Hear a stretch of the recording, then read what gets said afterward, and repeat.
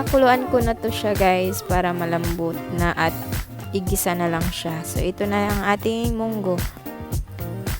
Ang ating mga kasangkapan, luya, bawang, sibuyas at siling haba.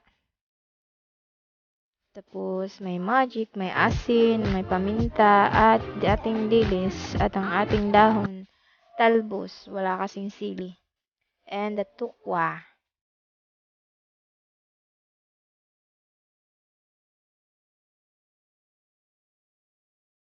So now, ipiprito natin ang ating tokwa. Ng light, very very light lang siya guys. Kasi pangit naman kasi pag sobrang prito. Ang kunat na kainin.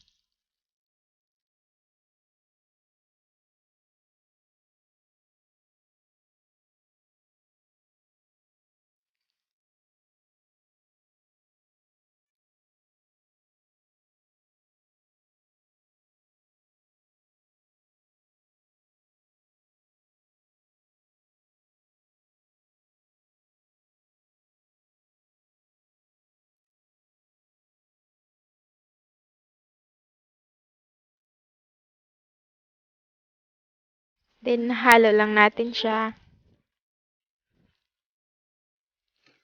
Ayan, pwede na siya. Brown. Baliktarin lang natin. Halo. Hanggang mag-brown na yung kabilang side.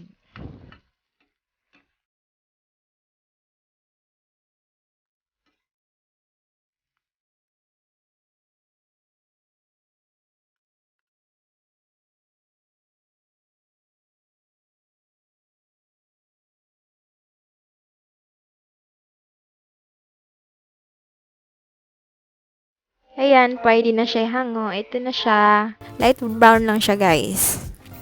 And then, next na natin ang ating dilis. Ipiprito na natin.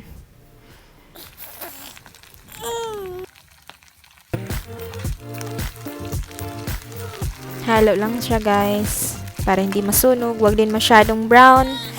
Masyadong tusta at mapapait na din siya.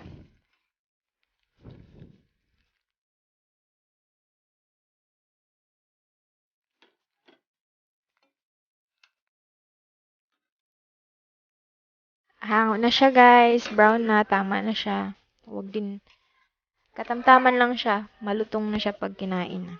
Malasa na yan siya guys pag ihalo na siya dun sa munggo. So, ayan na ang ating dilis.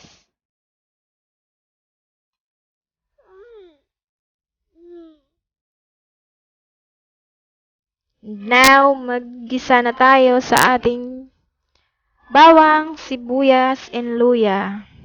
Maglagay ng mantika.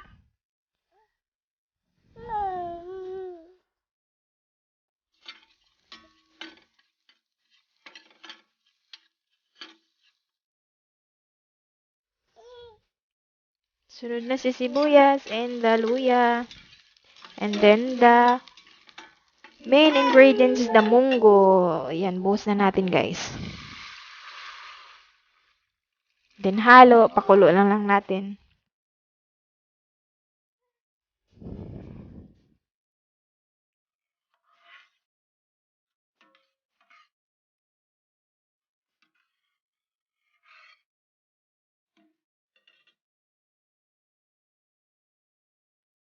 Takpan natin siya hanggang kumulo guys.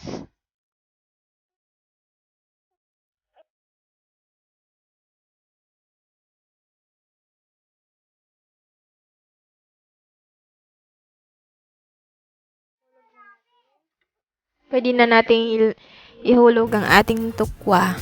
Sunod na din ang dilis.